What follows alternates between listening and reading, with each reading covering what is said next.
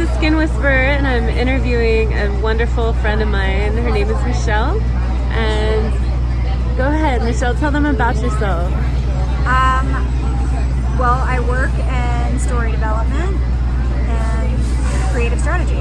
Excellent. And what does the word beauty mean to you?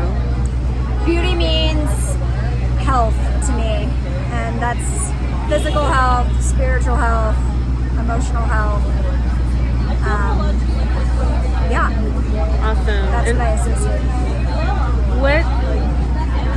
what created that definition for you? Well, years of being unhealthy created that definition for me. I mean, partly because I was dealing and still deal with physical illness and what that does to my body. It doesn't, like, I don't look as good when I'm sick. I have circles under my eyes and I look pale and your hair thins and your skin gets flaky, like all of those things. So once I started changing my diet and exercising in ways that were right for my body, what healthy was to me. So, you know, our bodies are, we have to work with the design that our body has, right? And so once I started doing what was my body was designed for, I started feeling more beautiful. And I mean, that comes and goes sometimes, like within an hour. But yeah, that's how it came to be with me. That's so awesome. And what is the word? I'm so sorry, I'm messing this up. What does loving yourself look like for you specifically? Probably positive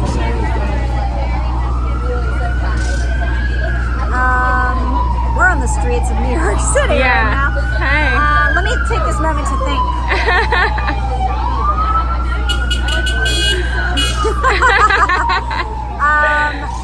Okay.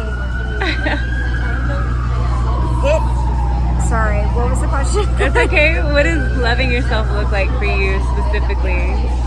Loving myself looks like boundaries. Good. Boundaries with others, boundaries with myself.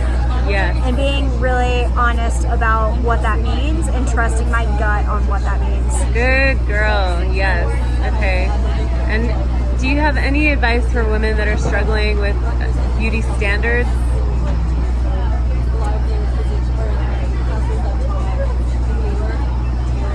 Struggling with beauty standards. I mean, I think my first bit of advice that would be to accept that struggling with beauty standards is part of being a woman, and maybe in every culture, but it's certainly in our culture.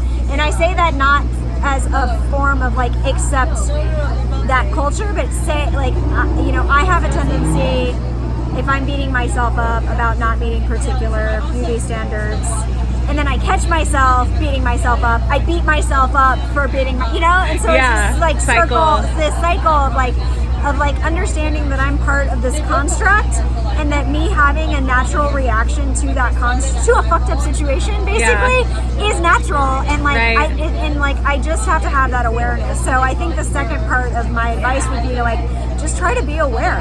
Try to be aware of all of the times that you're telling yourself that you're not meeting these standards. Right. Yeah.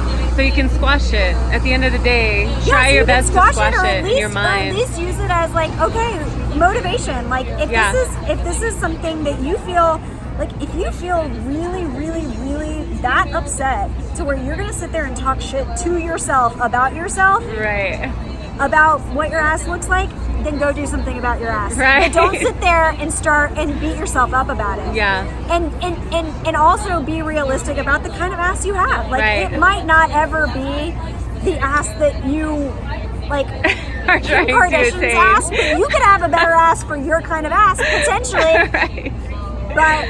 But I don't know. That's just my. I said, work with what your body is designed to do, and I think if you do that, you start feeling better about yourself, and you appreciate that, while you can still appreciate somebody else's great ass, even though you might not ever have that specific kind of ass. Yeah, absolutely. Could have a better version of your own. I love it. I don't know. Well, thank you so much. I so value all of that, and you're amazing, and she's so awesome, y'all.